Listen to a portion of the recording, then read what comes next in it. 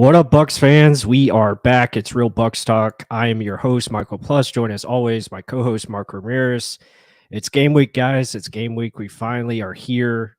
It's awesome to.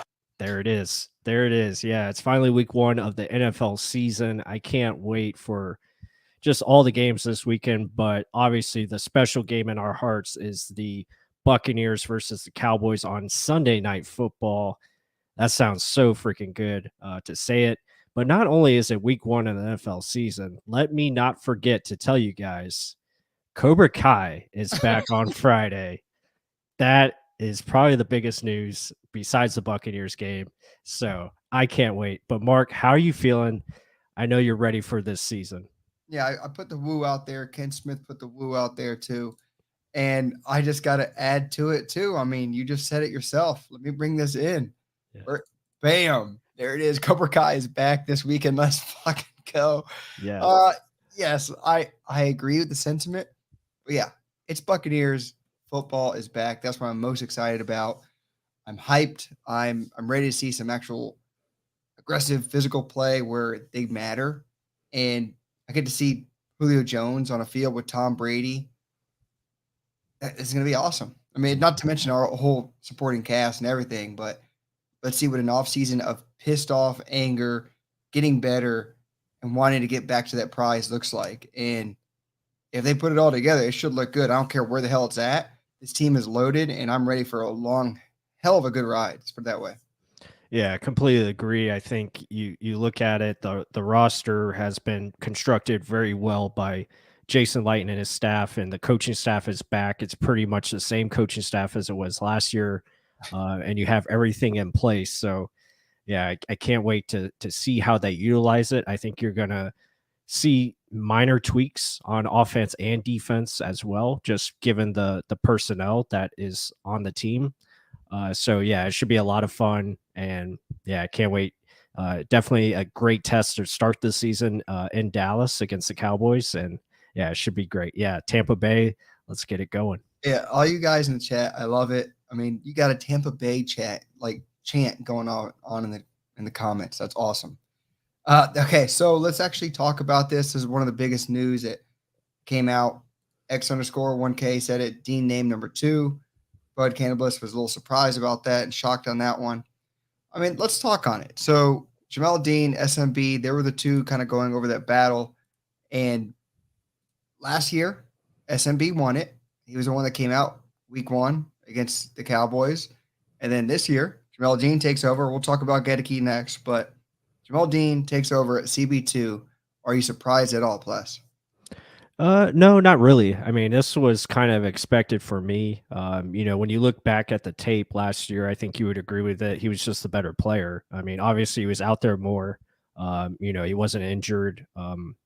He played a lot of snaps, and I thought he was, just the better player. And in camp, he made more plays on the football. And, they talked about how he's being more aggressive. He's understanding his concepts better, understanding where to be with his eyes and stuff like that. So, yeah, I think he's ready. I think he's ready to be that guy consistently on the outside, and you can't really play him inside. He's a traditional, Corey Hall says it here, field corner. That's what he is. He's going to play on the outside and do his thing. Let Carlton Davis, take away the one side, and then Dean can do whether it's zone or he can press man you. He can do, what they need. Yeah, I remember them, his rookie season, trying to play him inside. It didn't look pretty. First game against Seattle, DK Metcalf just lit him up. He came back against the Cardinals with a ceiling interception, but still, he's better on the outside. But it's also telling, since you guys are here in the live stream, you get the firsthand, immediate responses from us. We already put some videos out. They're coming out later in the week, but you're here. You get the good stuff. Dean, I mean, you have the head coach talking good on him.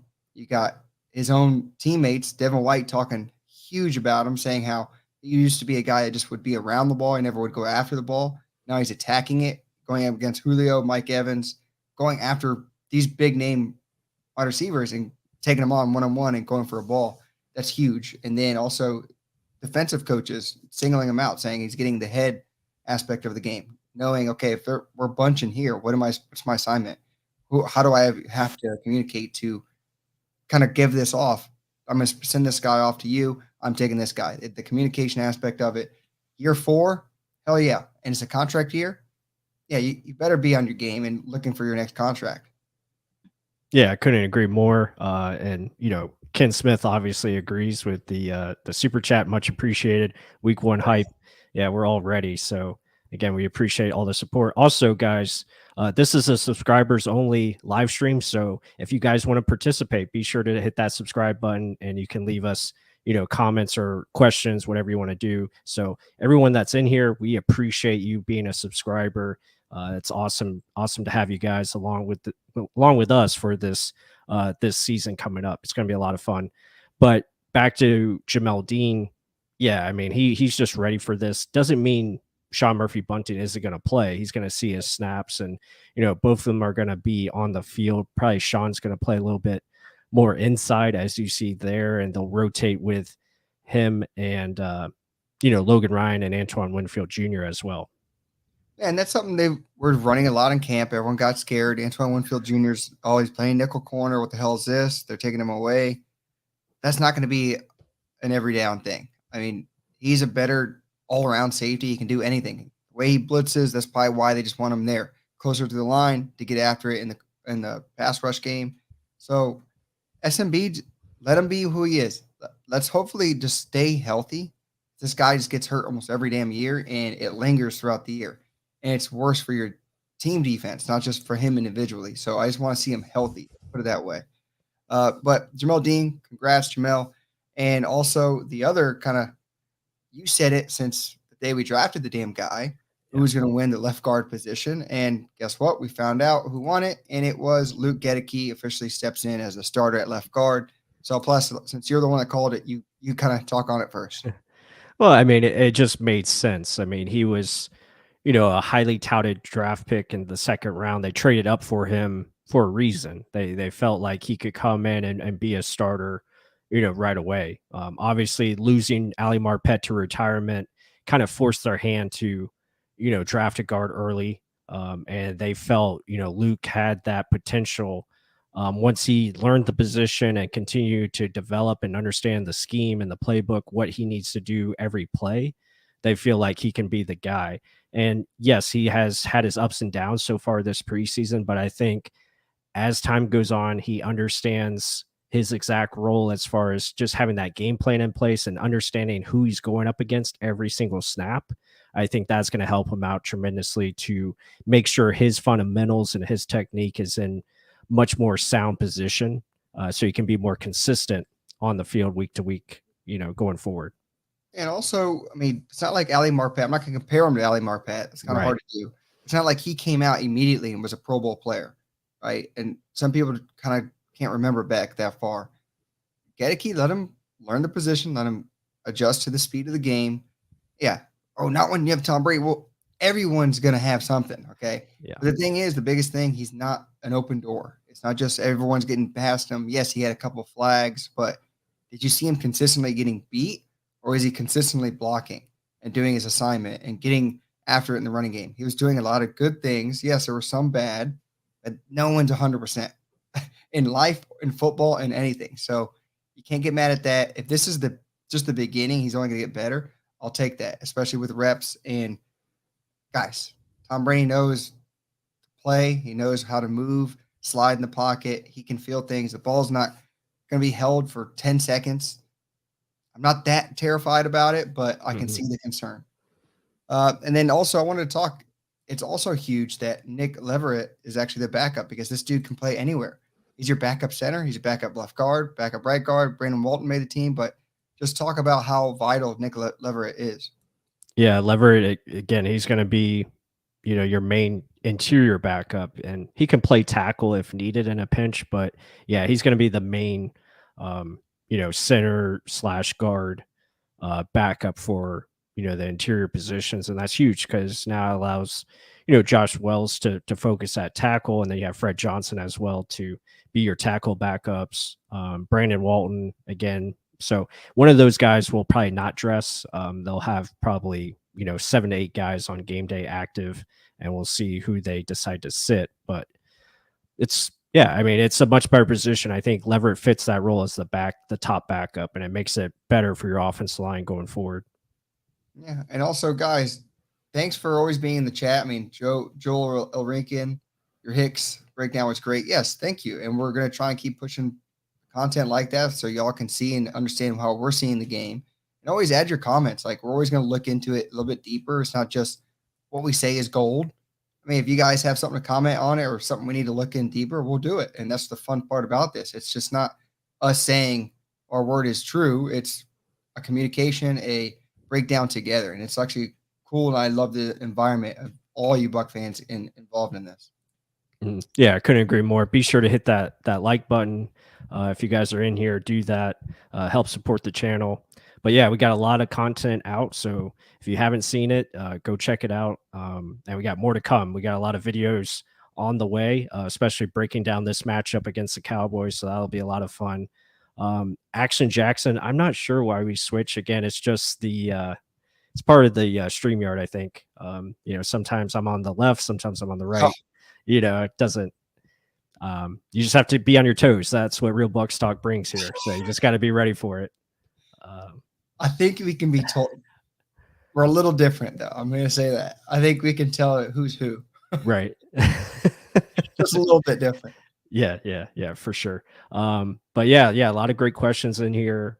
I think we already mentioned this. Who's behind Hainsey? Yeah, that's going to be Nick Leverett. So we talked about him. He's really going to be the backup for if, let's say, Gedeke or Hainsey goes down or Shaq Mason for some reason, gets hurt.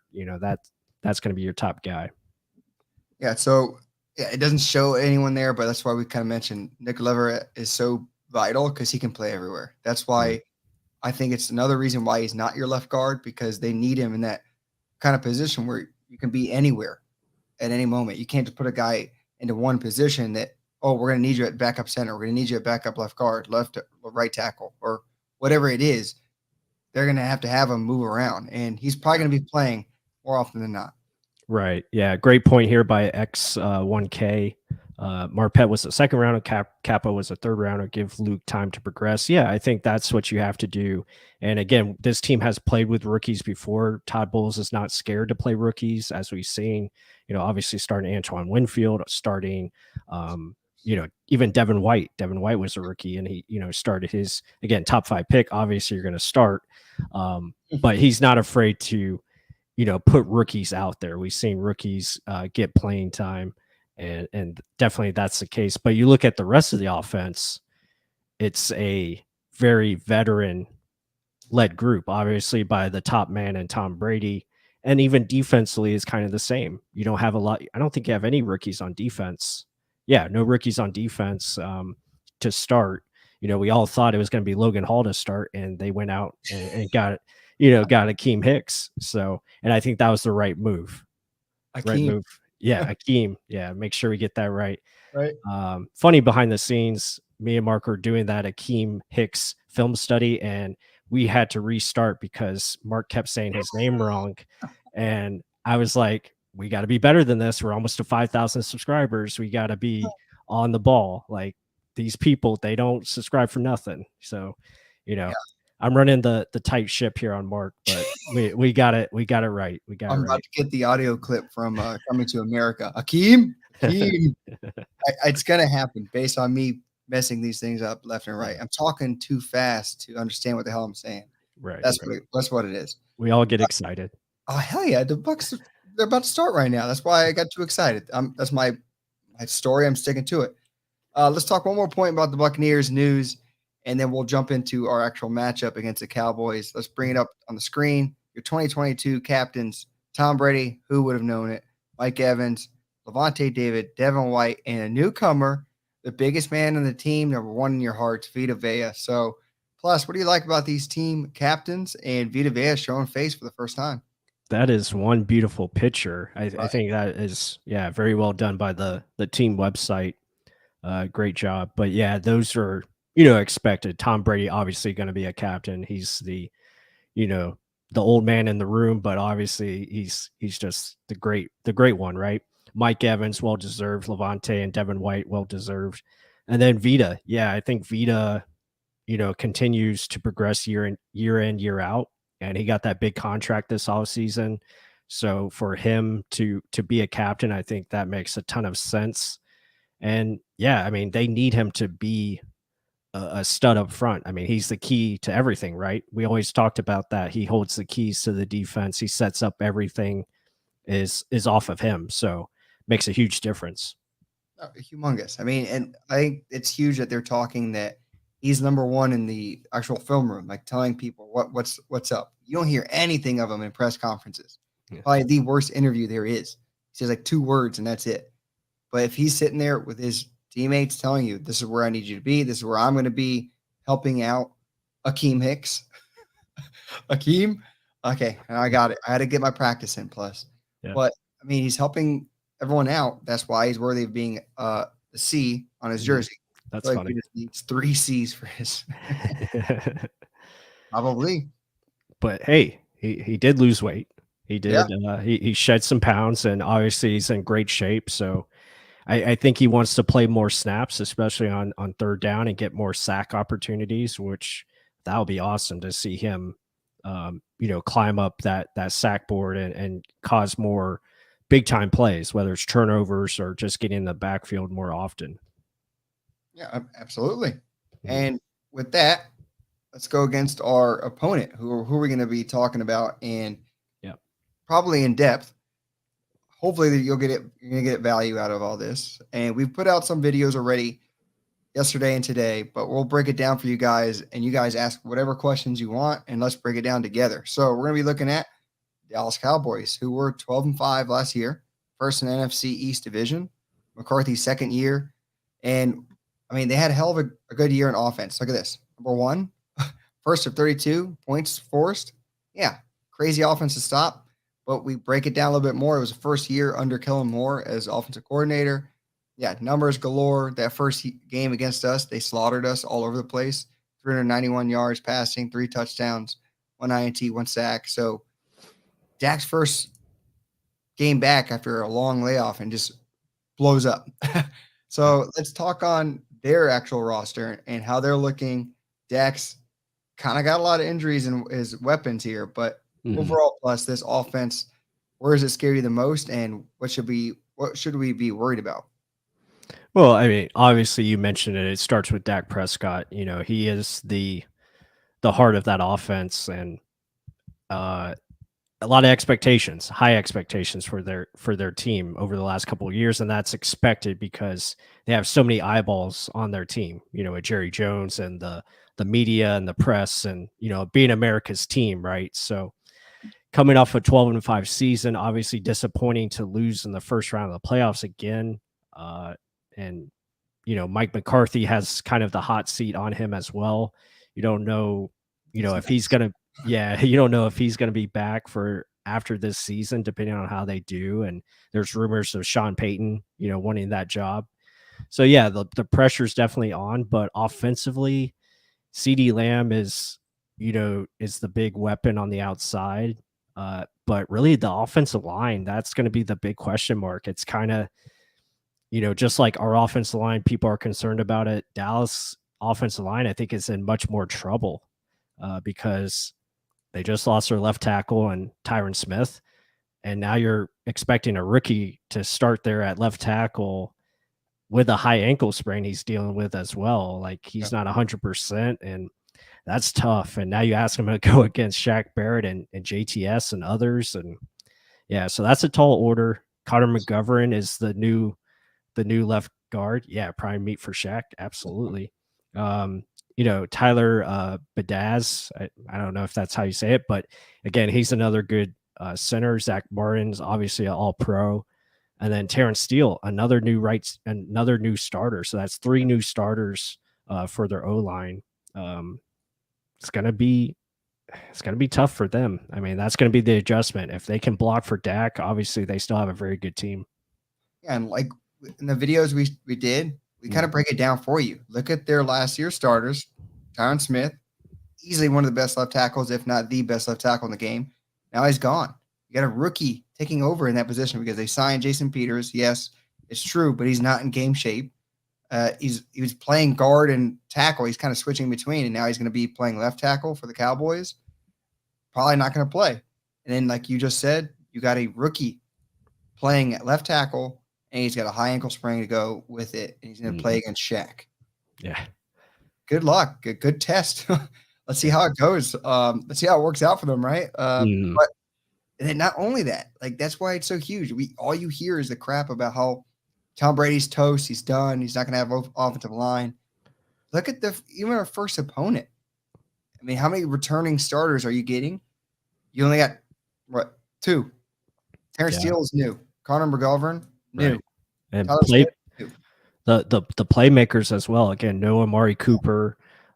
So really, it's just CD Lamb, and then you're relying on unproven guys on the outside, and Jalen Tolbert and some of their other guys that are, the depth pieces. No more Cedric Wilson. Obviously Zeke Elliott's still a solid running back, and then you have Tony Pollard.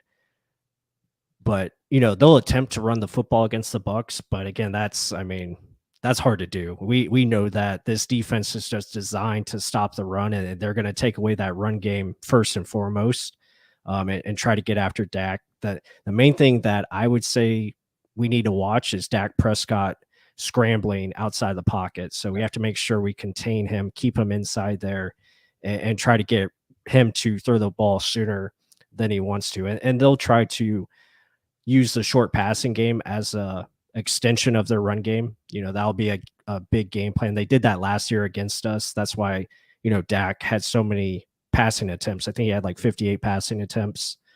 He ended up getting 400 yards, but again, he was just doing those 8 to 10-yard pass plays where they were just going up and down the field. So we'll see if the Bucs adjust to play a little bit more aggressive and try to, create turnovers. That's what it's going to come down to. And that's what last year came down to, was turnovers. So who can play smarter, who can play more effective, is going to be on top of this one. Yeah, that is big, though. I mean, less than 7 yards, almost 7 yards a pass attempt, but completion percentage was insane.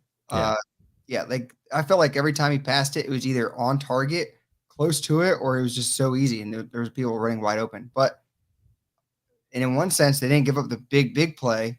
If you're going to call the touchdown, the SMB got hurt, that was a big play. But other than that one, there wasn't really that I can really remember they were that huge. It was just consistently converting. We just couldn't get off the damn field.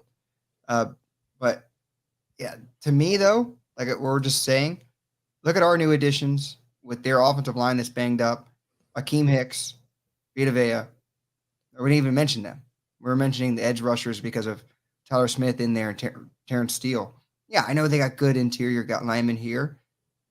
Put them to the test. I mean, the thing is, these guys can't go one-on-one with Vita Vea and Akeem Hicks. So give me that. Give me a double there. And like our coaches are saying, open it up for the fast linebackers behind them. We did a video on Hicks showing what his ability is. He's going to get doubled. David White behind him. Go eat. Imagine how creative you can be sending these guys in. I mean, to me, this could honestly be, everyone's scared about our offensive line. The Cowboys' offensive line crumbles because our front seven is that damn good this year, and they know where they need to be. Yeah, no, you're right on it. I was just reading some of the comments here. Corey Hall says we need to play man, double-A gap blitz. Oh, please. Yeah, I would agree with that assessment. Obviously they're going to try to do that. We saw it against the Indianapolis Colts with Levante David getting that sack where he comes in behind Akeem Hicks and Vita Vea. So you'll definitely see some of that for sure. And hopefully they can be aggressive early on and create some plays to get the ball back to their offense. Flash Gordon has been talking about, Dallas pretty good here. Guy I worry about on Dallas is their offense coordinator. Last year, he was throwing every wrinkle in the playbook at us. Yeah, I mean, they were doing some different things and, definitely being smart in how they attacked. They were obviously taking advantage of Ross Cockrell and others, using the short throws out, to the outside areas of the field. So yeah, definitely something to watch, see how we, counteract that. And I think they definitely will be ready for it. But it was also like Devin White kind of said it today, saying, we know what they brought last year. They know that they thought they were going to run run the ball more consistently, but they didn't. They stuck to the short passing game, like you said. Yep. And this is something they can take over from last year to this year. That was the first year under Kellen Moore, offensive coordinator. They didn't know what to fully expect. They knew they had a great running back and they like to run the ball, but the little dink and dunk is what happened, and we got eaten up from it. But yeah, they're going to learn from last year. We got better on defense this year, a lot smarter, a lot more aware, and plus it's bringing up a lot of things. I'm kind of getting lost. No, I was just showing the comments again. This is just showing what people are talking about. Yeah, just showing some different things. But yeah, I mean, you're on it. I think the defense is definitely going to make that adjustment where they want to play a little bit more aggressive and and try to do that. But yeah, definitely hit the like button, guys. We got over 50 people in here. We appreciate every single one of you. Just really going over the matchup so far. We talked a little bit of Buccaneers news about Jamel Dean starting, Luke Giddicky starting. Obviously, the team captains were named. And I wanted to, someone brought this up, just wanted to touch on it. Here it is by QA Mick or Mike. Q&A Mike, maybe that's what it is. Does captain election say the front seven is the heart of this defense? I would say yes. I mean, you look at it, two linebackers as your captains and then Vita Vea in the middle. It is definitely, it makes the defense go because the scheme is designed to play those 5-6 man fronts where it helps you stop the run. Obviously you're going to stop the run first, and then it allows your team to be aggressive because the other team's going to be throwing the football, and that helps you do what? Create turnovers, and that's the name of the game. And like you said, we're likely going to stop the run because of the front seven. So this comment over here, if Noah Brown goes for 100 plus, I might flip out. I mean, I understand the hostility about that, but the thing is, I'm assuming that they're going to only have to throw the ball because they're not going to be able to run it. So there's going to have to be some yards somewhere. The ball's going to move. It's not like we can shut down everything. It's not like Akeem Hicks can run 30 yards back and cover something else back there. But I mean, if you can't run the ball, you're going to pass the ball. Bucs did that a lot last year too. I mean, putting it in Brady's hands. But I mean, if he's the guy that benefits because Gallup isn't playing, I don't know if it's official yet. Is he officially not going to play? They just said he's not ready. Is he out already? Well, we don't know for sure. We'll find out, once Wednesday comes and, injury reports get out there. So, yeah, we'll just have to wait and see. Most likely, I don't think he's going to be ready. They did activate him. So maybe there's a chance. We'll just have to see. If he's out there again, at what capacity? It's going to be kind of the same thing with Chris Godwin for the Buccaneers. Is he going to be, full go, or do we expect him to be on a snap count? Probably some type of snap count, I would assume. Certain packages. Just have to wait and see. He did practice today without a knee brace, which is great. That's a good sign. Yeah, can't wait to see how he looks if he is out there. Yeah, he's the only big one in question. I know, practicing without a brace on, but he hasn't really seen game action. He didn't see any preseason game action. I don't think they need to rush him at all, and I wouldn't. If you have Russell Gage healthy, Julio Jones, Mike Evans, you have all your tight ends to use, I wouldn't rush anything, especially if Darden is looking as good as he is in preseason and the coaches are talking well about him. I wouldn't rush Chris Godwin. Let him do his thing and make sure when he comes back, he's going to stay for the rest of the season. Yeah. Great point here I want to get to this by Adam Stevens. First time I'm looking forward to this defense as opposed to the offense since probably 2003. No defense ever has had anything close to Hicks and Vea in the ground. David White running around. That rhymes. That's pretty good. Yeah, I'm kind of the same way. I think we talked about in the last live stream. I think this defense has a chance to be top 5 in the league this year if they can stay healthy and that depth continues to grow and get experience, especially with Logan Hall. And the coaches talked about Logan Hall today of how they are designing one-on-one matchups for him to take advantage. And we talked about it earlier today, me and you, Mark, about how Akeem Hicks is just faster. He can get up the field quicker and make out plus make plays. So Yeah, it should be a lot of fun to see how they roll with it. Yeah. So what Plus is talking about, the coaches said we're more athletic this year. The talents on the team is just deeper, a deeper talented team, a lot more athletic and faster team. And my thinking was the last play of the game that we could all remember. Sue just missing a sack on Stafford, a deep pass to Cooper Cooper Cup of all people, Yeah. and there goes the game. End of our season. Sue almost gets in on that sack. If that's Hicks, it's a half second faster, not even half second, a blink faster. Mhm. That's a sack or it's an incompletion, and Bucs probably go on to win that game. That matters. The speed, the talent, the quickness, that matters a lot. Sue is a great player. He's a really good player, especially for this scheme. But if you can get a lot more quick twitch like you did with Hicks, it's a whole other ball game. I mean, those little seconds matter. Minuscule, but they matter in the game like that because he got nailed on that pass and still completed it. If he actually couldn't get the pass out, Bucs win that game, and I'm convinced of that. So Yeah. I'm angry, but I'm happy in one sense. Yeah, I mean, I was texting Mark earlier. I was like, "You just had to bring that play up. I just got over it, and now having PTSD over here." But again, it's all good. And a lot of the people in the chat are talking about Chris Godwin. Agree, don't rush him. Agreeing with what you said, Mark. Wouldn't play Godwin until after the Saints game. Let's see. So yeah, a lot of people just agreeing with you. So yeah, I think they take a smart approach with it. I wouldn't rush him either. Again, he's just got to get that first hit out of the way. If he gets hit, gets up, then he'll be good to go and ready to play. One more talking point on the Mhm. defense, just how to attack them. If you look at it, I mean, CD Lamb's the only one to be concerned about truly. CB1 is going to be on there, Colton Davis. Who else is going to be the other guy? Will Dean step up and shut them down? I'm not going to say anything's going to be shut down. Dalton Schultz is going to be a target where if they keep blanketing him with a safety over the top, they're going to have to find a way to move the ball because they're not going to be able to run it. I'm just being flat out. I mean, yeah, they Yeah. may do some screens and stuff, but I'd be worried about Dalton Schultz and Ezekiel Elliott. I know Devin White's been talking really good that he wants to do better against shutting down the tight end, but that's talk. I want to see it be done. Let's see. Does he take his game up to that level? And this defense look insane.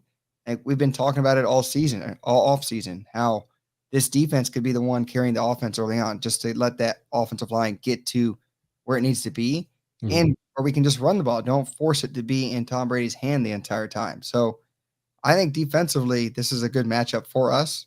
I mean, we can literally do some things. If you shut down CD Lamb, make them one dimensional on the other side of the field, good luck. I mean, Dak's gonna have a long night.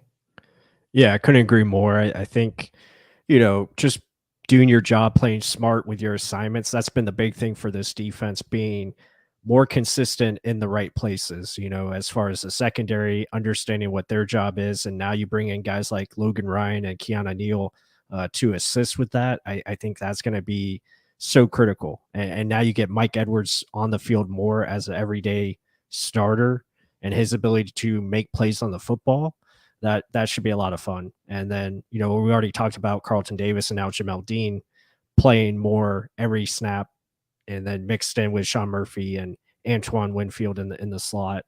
Yeah, it should be good. You should be able to match up more. But yeah, the linebacker coverage, I think that'll be okay. And I think it's more of these guys won't be asked to do as much as they were trying to do last year. Also, they're healthy. Levante being healthy, that's a big thing.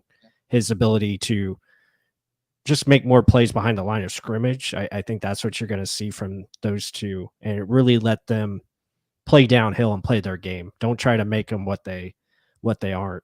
You know.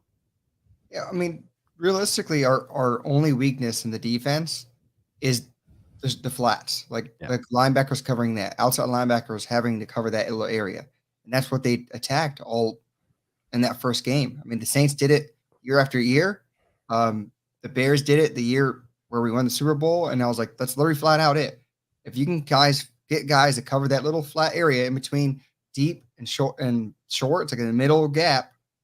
Yeah, things can be better, but I mean, you're asking Anthony Nelson. It was back then Carl Nassib, or not Carl Nassib, Shaq Barrett.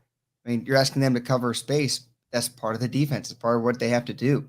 So Will it be improved? Better be, because all these guys know the system already. So that's why I'm not too terribly terrified. But the middle linebackers in the middle covering tight ends, that's for an area where I've always been concerned with this defense. Yeah, new. I think we got someone new in here. Broski 1300. Good to see you.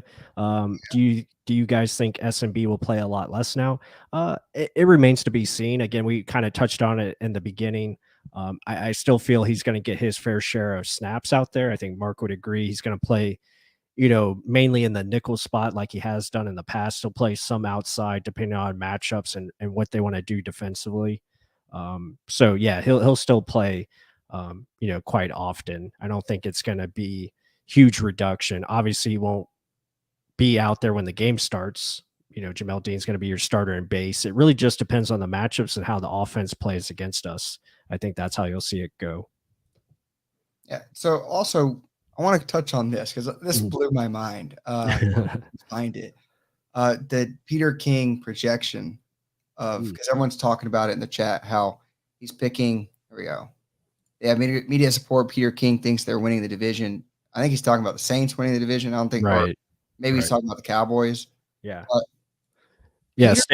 I'll say this. Sorry to cut you off, but I'll say this. We'll make our record prediction at the end of the show, so stay tuned for that. Yeah. We'll do that real quick because 2020 we did that, and they won the Super Bowl last year. We did not, so we kind of blew it. So we're gonna bring that back and make a prediction. Yeah, make a prediction this year.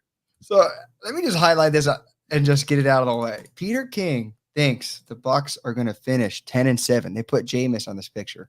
Old Joe Bucs fan. Of course. Bucs Kings put them as a low-run wild card team at 10-7 and losing in the first round.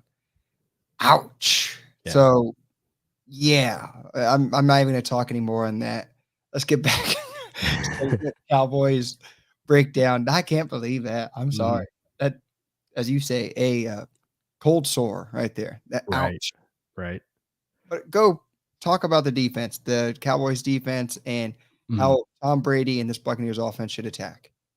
Well, obviously we got to, target Micah Parsons everywhere. Like wherever he is, we got to make sure we have him accounted for. Obviously he's their big time playmaker. He kind of carries that defense. As he goes, they go.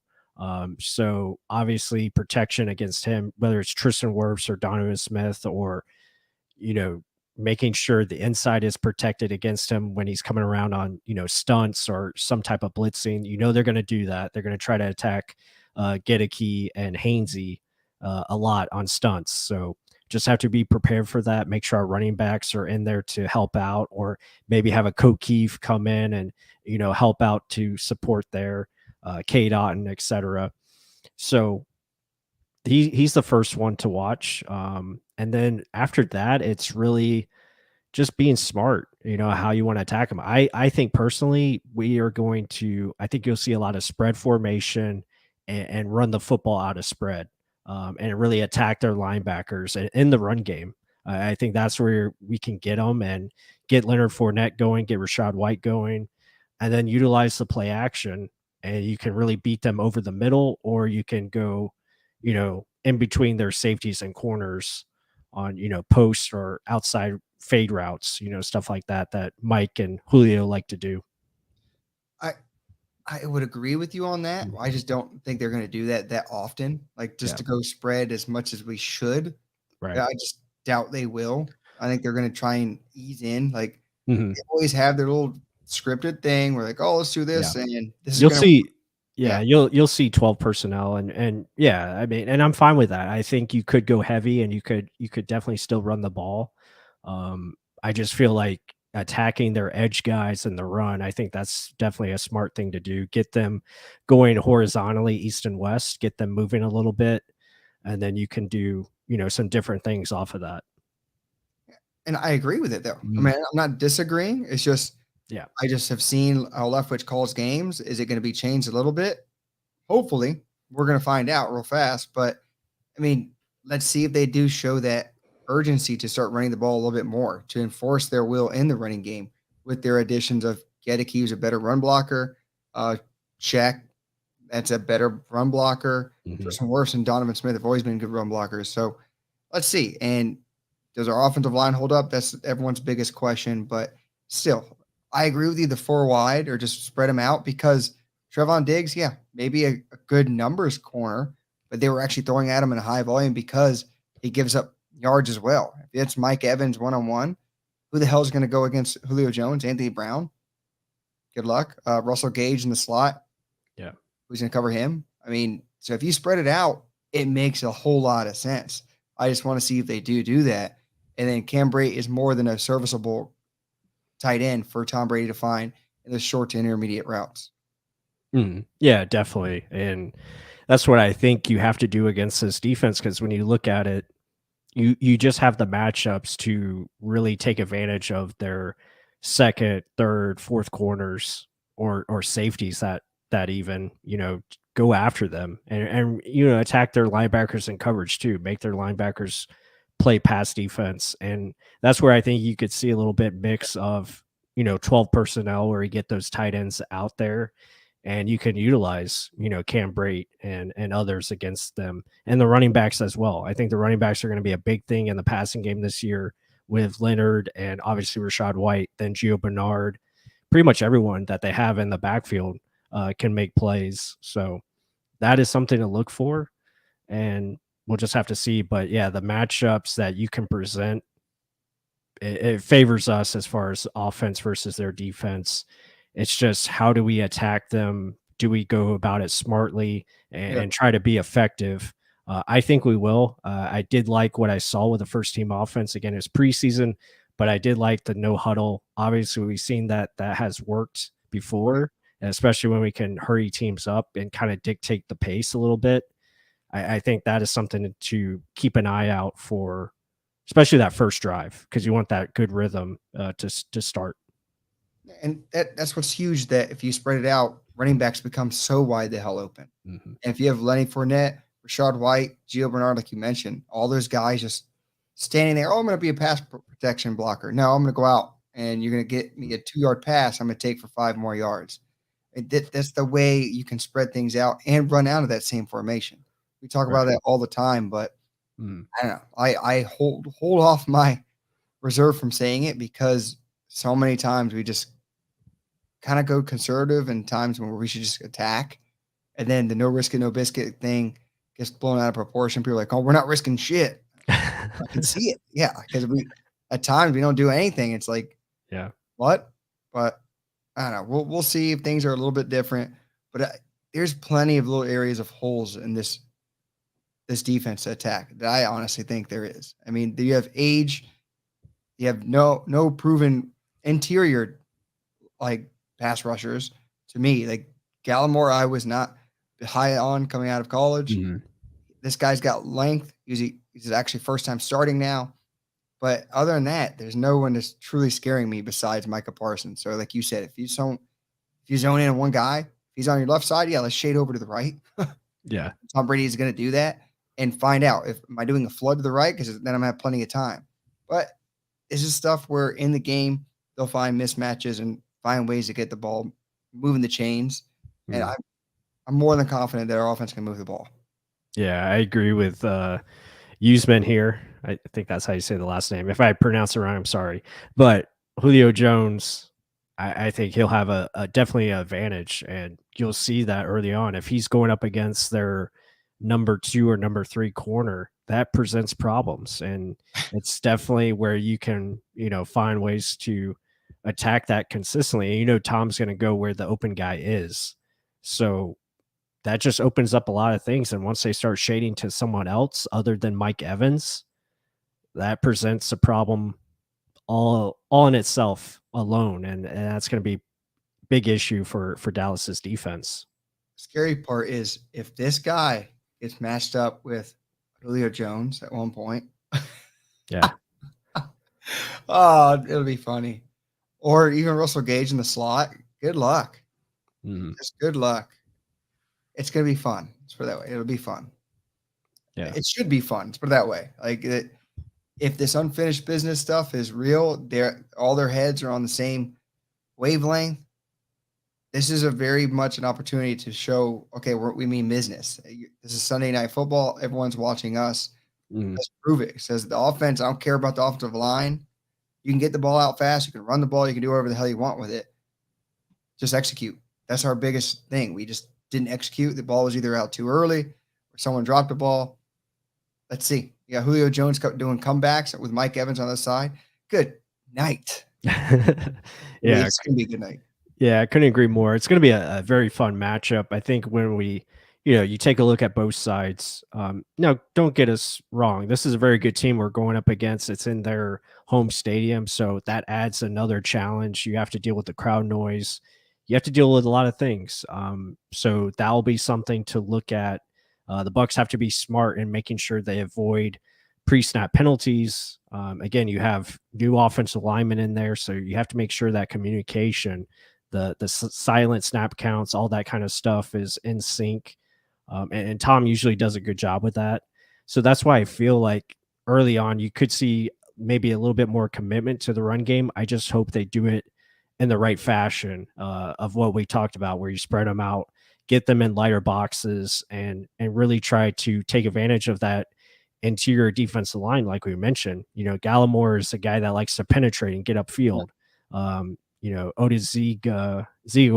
I probably pronounced that completely wrong, but Osa, we'll just call him Osa. Yeah. He's another guy that's long and, tries to, just really maintain his gaps. But really, you got to find ways to, attack their edges. And I think that's where we can find some success and really get into their linebackers and stuff like that. But here's where I defer. I agree with all those points. Mhm. The only way I defer is because, like we were mentioning earlier, our defense should be able to win us games. So why even force the hand? Just Yeah. best thing for a quarterback is a running game, a great running game. Why not just run more? These guys are not big. I mean, you saw Osa over here, 6'2", 280. And then this guy, like you said, he's more of a penetrator. He's not 6'2", 302 huge. He's 6'2", 302, like penetrating 3-tech guy. Mhm. Like these guys aren't run stoppers. And if you want to kind of get your passing game going even more efficiently with play action fakes, which drove us down the playoff line when we won the Super Bowl, why the hell not? Just be more creative and effective running the ball. And then you get one-on-one matchups with Julio and Mike Evans on the outside. That's what I think they should do, especially on the road. Control the clock more. Talk about how Todd Bowles was mentioning this. Cam Brate was mentioning this. That's what I want to see. But I do agree with your wide sets. It would favor us, but I just think on the road, that's what they're going to do. Mhm. Yeah. I think we're on it. Just hope, run the damn ball. Yeah, I mean, we'll see how they approach it. But I think we can all agree that the Bucs definitely have the advantage from a personnel standpoint. Now it's just going to be about, can they execute, especially on the road. It's a tough environment, obviously Sunday Night Football. So really it just comes down to, can they execute that plan? And hopefully they can. I think the matchups definitely favor them on both sides of the ball. Offensive line for the Cowboys is definitely an area where we're going to try to attack. Cowboys are going to try to do the same thing against our offensive line. But we both feel the personnel just, it favors us. Now can they go out there and have a good game plan and execute? Yeah, and we're going to be talking all week on this. It's going to be fun. Guys in the chat, it's getting heated in there, talking records and the Saints. And Yeah. this is football, guys. I love it. I love it. Yeah, it's officially here. Again, this is week 1. It was a crazy college football weekend, and now we get to really get into the full NFL season, and it starts Thursday night. Very excited. If you're in here, please hit that like button. Help support the channel. And we appreciate every single one of you, because all of you guys are subscribed to the channel. That means so much to us. We're trying to get to 5,000 this year. We're hoping we can do that, before the end of the season. And it's just a lot of fun. We really like the content that we're putting out there. I hope you guys enjoy it too.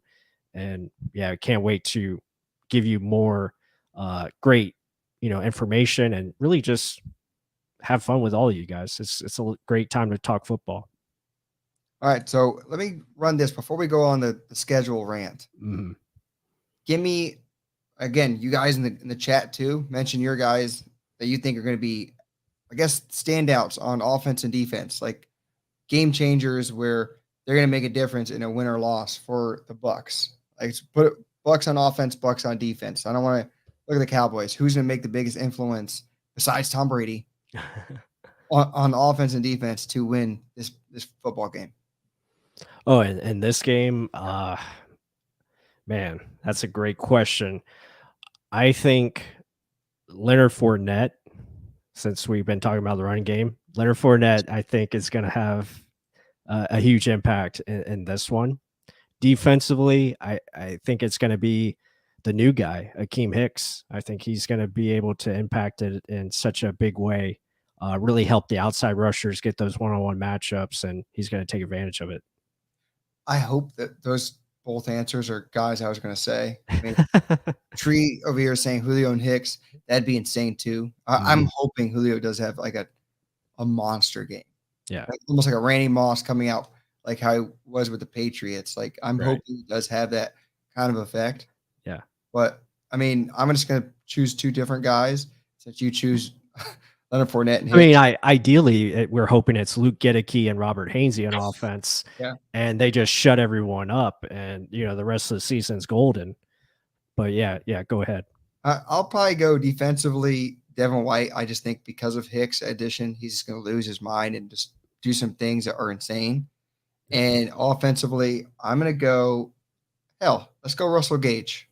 I think whoever they're going to be so concerned of Julio and Mike Evans on the outside. Gage is going to eat up chunk after chunk, move the chains. And I think that's going to be telling since you chose Fournette. I probably would have chosen him, but I think Gage is going to win and really understand why Tom Brady wanted to bring him to this Buccaneer offense. Yeah, great choices. I hope they are. Yep. I hope they're winners. Yeah, a lot of people in the chat, talking about it. Ken Smith took Devin White. ETB, offense, Julio. You already mentioned Julio and Hicks. Rashad White from Andrew. That's or maybe he's meaning Devin White. I'm not sure. Yeah, clarify on that. TB12 Goatman, he agreed with you. So that's awesome. Yeah. That's awesome. He did clarify Rashad. Okay. Vita Vea gets a vote. Look at this one. Yeah. Yes. There we go. Okay. I hope he does.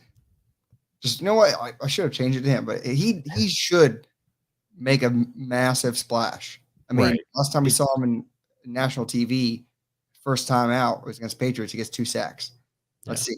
I mean, hopefully he has a thing for big games. We'll see. Yeah. More playing time, more reps. Yeah, he's got the matchup. It should be a lot of fun. So let's further ado, let's get into the schedule.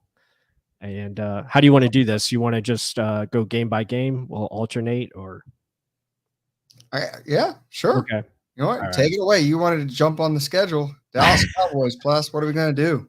Well, I think everyone has they would think we're going to pick the Bucs to win this, and you are right. So I would say the Bucs win week 1 against the Cowboys.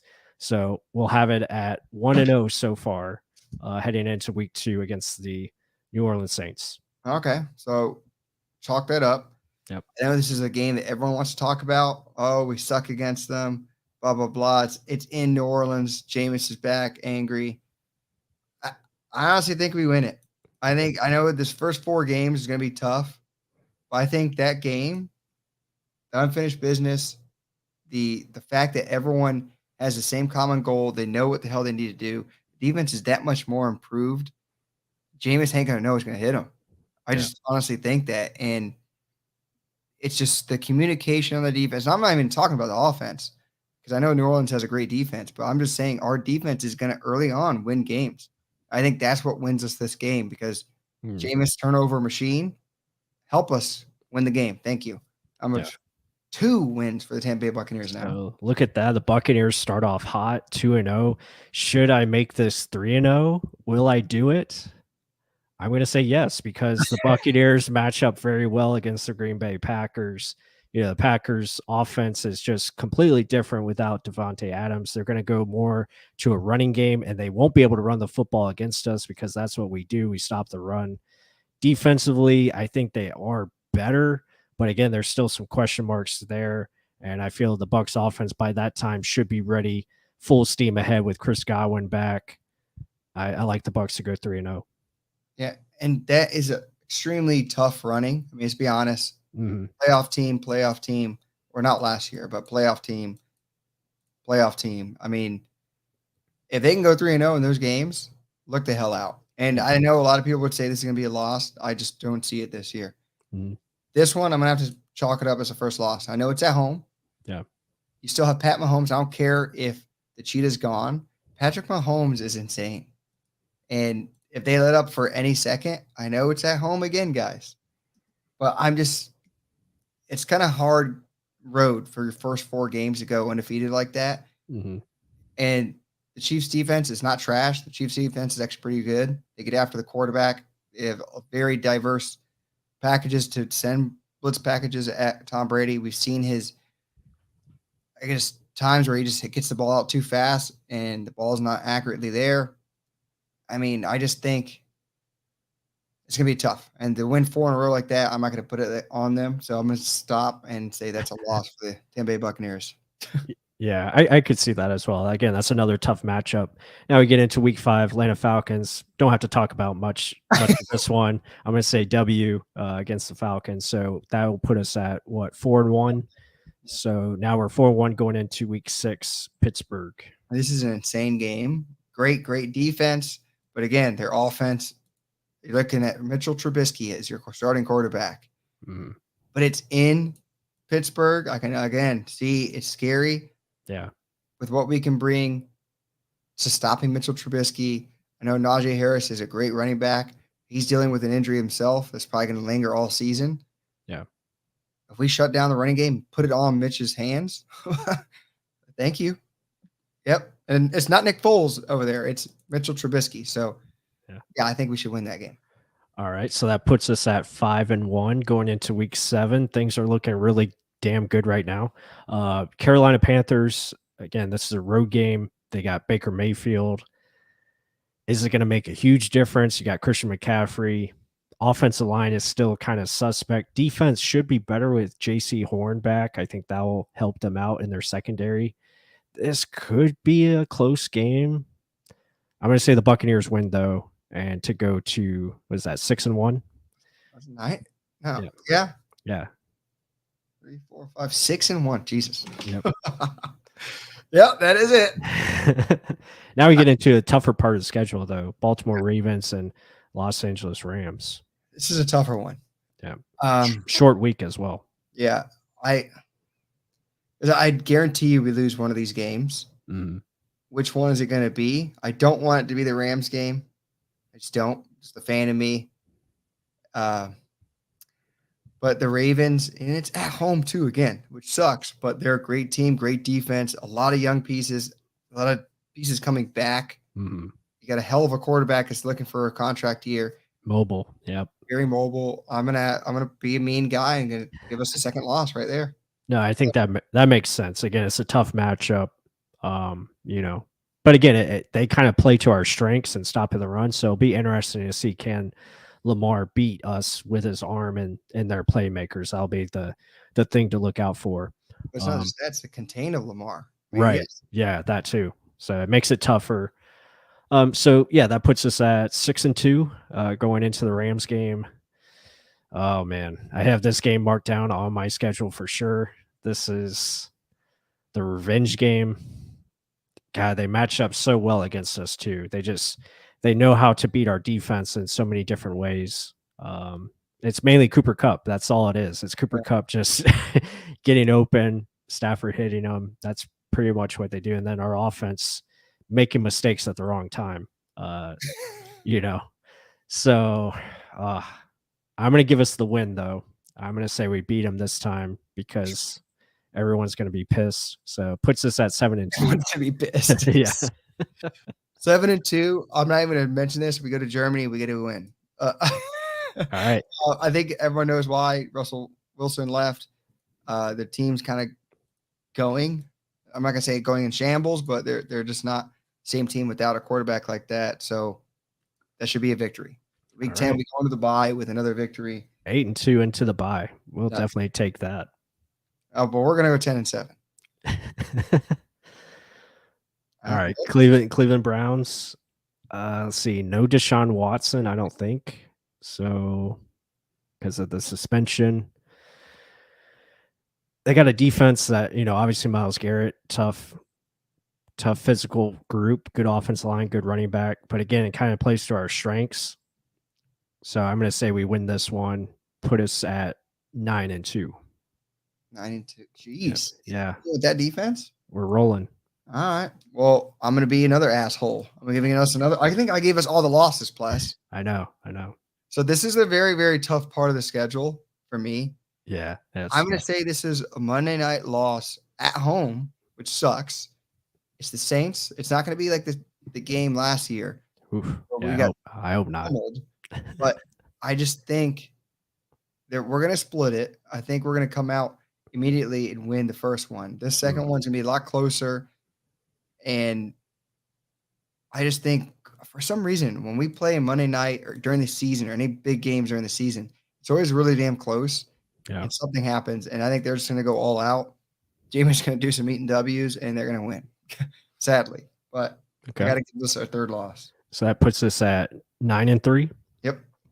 All right. I'm going to give us a back-to-back. This is going to be our first back-to-back losses of the year. I'm going to have us losing against San Francisco. Again, this is tough because you're coming off a short week. You have to go all the way to the West Coast in their stadium. San Francisco has a really good offensive line, a defensive line where they can get after the quarterback, and they know how to win. That offense of Kyle Shanahan is tough. It's tough to defend. They know they can get yards manufactured. So I feel, plus Trey Lance, I think will be really good at this time. So putting the Bucs at a loss for this one, that puts us to 9-4 going into week 15 against Cincinnati, which is another great matchup. I think it's going to be an amazing game. Yeah. Especially their damn offense is going to be nuts. Mm-hmm. But we're going to put Kappa to the test. Yeah. And I think we're going to get after jugular Joe Burrow, who is literally the most exciting quarterback to me to watch right now. It's going to be a tough game, gritty game. They're going to play off contender. We are, but I think we're going to win that one. I think we torched the Bengals. The Bengals defense is good, guys. I don't know what you're talking about. I mean, it's going to be a really good game. Yeah. I still think we win that game. Okay. There's no way Tom Brady loses 3 in a row. Right. Agreed. So that puts us at 10-4. So there's the 10 wins.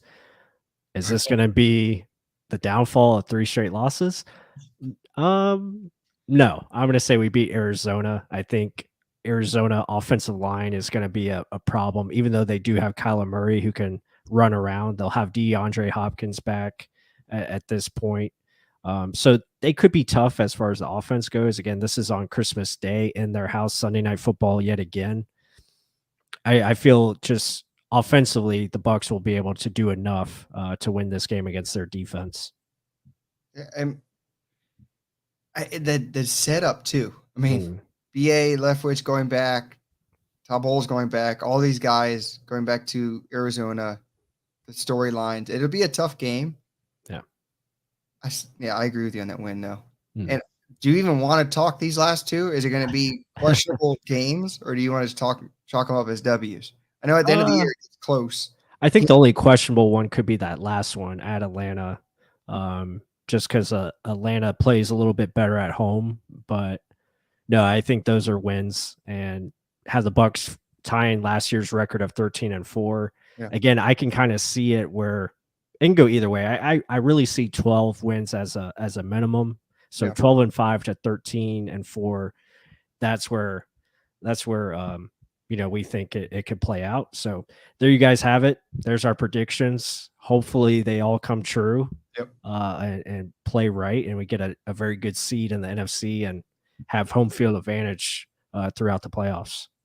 And if I were to say there's any game I would totally change, it'd honestly be the Pittsburgh game, just based off that nasty ass defense. Yeah, that one could be definitely a trap game. It's tough. I mean, it's coming off a game against Atlanta, and then you have to go to Pittsburgh. That's a tough place to play. Very, very. There were one where I gave a win where I was debating it. I know I have Mitchell Trubisky, but still, like, Yeah. that defense is stout in Pittsburgh. That's Yeah. only one where And I was gonna put the Saints game as the first loss in week 2. I was gonna say that was a loss, but I had us beating the Kansas City Chiefs. So back-to-back wins at home there. I want to do that too because I have us losing home games. I don't want to lose home games. We're going to all these same games. I don't want to see this. I mean, I'm doing this based off of Yeah. what I think is going to happen, but still, we're at the end of the day, 13-4, 12-5. I'll take that record going into the playoffs. Hopefully, it's if not first seed, close to it. Right. We'll Yeah, see. absolutely. But guys, I think that's going to do it. Everyone in here, we appreciate every single one of you. A lot of you guys stay healthy. That's the biggest thing. I saw a lot of, 12 and 5s, 13 and 4s, 14 and 3s even here by Jacko, 14 and 3, Andrew. We saw even 10 and 7. I think it was tall Florida guy had 10 and 7. He says the schedule is very tough. And yeah, it is. It's going to be a battle. It's going to be very week to week. That's what this league is.